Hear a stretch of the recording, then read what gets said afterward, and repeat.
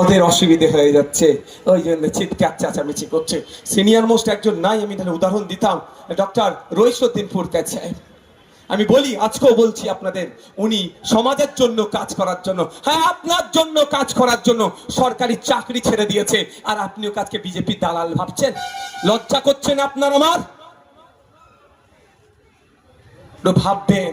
আমি আমার উদাহরণ দেব না, এখানে অনেক মানুষজন আছে, পেলে অনেক কিছু পেতে পারে, কিন্তু তারা কেন সব বিসর্জন দিয়েছে? আপনার জন্য ভেবে। সুতরাং আপনার জন্য কাজ করতে গিয়ে যারা বিজেপির দালাল বলে আখ্যায়িত হচ্ছে, আপনাদের গণতান্ত্রিক প্রক্রিয়ায় জবাব দিতে হবে না? নাই ভাই, হবে তো নাকি? গণতান্ত্রিক প্রক্রিয়ায় জবাব দেবেন, কোনো অবৈধ পন্থা অবলম্বন করবেন না। তা আমাদের দাবির মধ্যে আরেকটা দাবি কি আছে? পরিযায়ী শ্রমিকদের, বাঙালি পরিযায়ী শ্রমিকদের উপর অত্যাচার বন্ধ করতে হবে। হ্যাঁ আমি বলছি, আমি আপনাদের বলি, যদি আমার রাজ্যের মুখ্যমন্ত্রী চায় ভিন্ন রাজ্যে আমার যে শ্রমিকগুলো আক্রান্ত হচ্ছে, সত্যিকারের অর্থে বন্ধ করা দরকার, 24 ঘন্টা যাবে না, অত্যাচার বন্ধ হয়ে যাবে।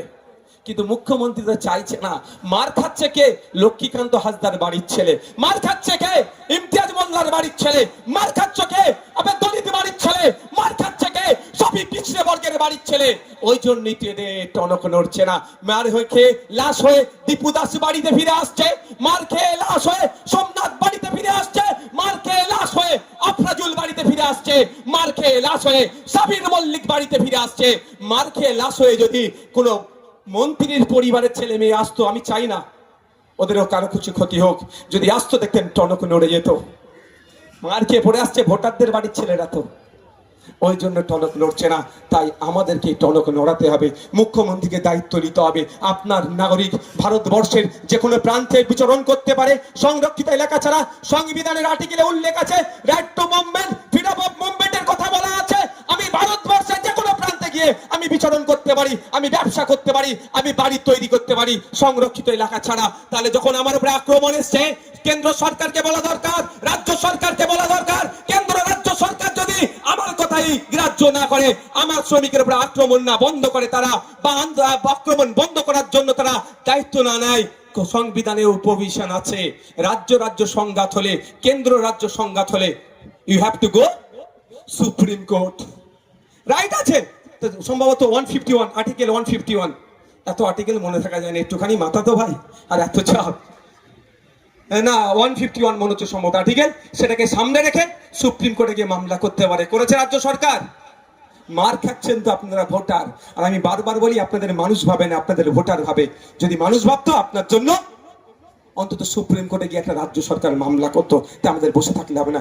শেষ বলে ছাড়বো, SIR ওয়াকফ বোর্ড পরিচালনার দায়িত্ব যখন ওমর ওয়াজ সাহেবরা আসবে, ওয়াকফ বোর্ডের পরিচালনার দায়িত্বে যখন আমাদের জালাল সাহেবরা আসবে, ওয়াকফ বোর্ডের পরিচালনার দায়িত্ব আমাদের যখন সাদিকরা আসবে, ওয়াকফ বোর্ড পরিচালনার দায়িত্ব যখন আমাদের বাজিদ ভাইরা আসবে, তখন আমরা ইমানদারের সাথে চালাবো, 1 টাকা এদিক ওদিক হতে দেব না। কিন্তু এখন ওয়াকফ বোর্ডে কিছু একদম অর্ধেক চোরের দল বসে আছে। তো ওয়াকফ বোর্ডের ওয়াকফে আওলাদ যে সম্পত্তিগুলো আছে, তার প্রতি বছরে রেভিনিউ এসে হিসাবে 7% ওয়াকফ বোর্ডে জমা হয়। ওই 7% টাকা থেকে কি হয়? পড়াশোনার ক্ষেত্রে আগে লোনের ব্যবস্থা ছিল, বিবাহের ক্ষেত্রে, আবার বিভিন্ন সামাজিক কর্মকাণ্ডের জন্য ওয়াকফ বোর্ড দিত। সেই 7% গুলো ওয়াকফ বোর্ডে জমা হবে। মোদিজি মুসলমানদের ভালো করতে গিয়ে 7% এর পরিবর্তে 5% করছে। তাহলে দুর্বল হচ্ছে না শক্তিশালী হচ্ছে ভাই? 100 টাকায় আগে 7 টাকা জমা হতো ওয়াকফ বোর্ডে, এখন বলছি 100 টাকায় 5 টাকা জমা করো। মোদিজি যদি তাহলে 5 টাকা জমা করলে বোর্ড শক্তিশালী হবে না দুর্বল হবে? আর্থিকভাবে ক্ষতি হচ্ছে তো। মোদিজি যদি 7-এর জায়গায় 14 টাকা বলতো না, আমি মোদিজিকে শাবাশি দিতাম অন্তত, যে অন্তত একটা উনি ভালো কাজ করেছেন। এইভাবে দুর্বল করছে ওয়াকফ বোর্ডে। আগে ছিল ওয়াকফ সম্পত্তি নিয়ে দুর্নীতি করলে 2 বছর পর্যন্ত জেল হবে। মোদিজি এত ভালোবাসে আপনাদেরকে, সংখ্যালঘু মুসলমানদেরকে, আবার সংখ্যালঘু মুসলমানের মধ্যে থেকে তো আমার মায়েদেরকে নাকি আরো বেশি ভালোবাসে। আমরা কি দেখলাম? ওয়াকফ সম্পত্তি নিয়ে দুর্নীতি করলে 2 বছর পর্যন্ত জেলের যেখানে হতো সেইটা কমিয়ে মাত্র 6 মাস করে দিয়েছে। মানে কি? দুর্নীতি বাড়াও। মোদিজি সত্যিকারের অর্থে, এই বিজেপি সরকার কেন্দ্রের যদি সত্যিকারের অর্থে ওয়াকফ সম্পত্তিকে রক্ষা করার চিন্তা ভাবনা থাকতো, তাহলে ঘোষণা দিত ওয়াকফ সম্পত্তির দিকে তোরা চোখ না। ওয়াকফ সম্পত্তি নিয়ে কেউ দুর্নীতি করলে এখন 2 বছর জেল, ওটাকে বেরিয়ে আমরা 12 বছর জেল দিব। তাহলে নওশাদ সিদ্দিকী মোদিজির নামে জয় তুলে দিতাম, দেশের প্রধানমন্ত্রীর নামে তা করলো না, জেলের এটা কমিয়ে দিল, মানে বেশি করে লুট করো।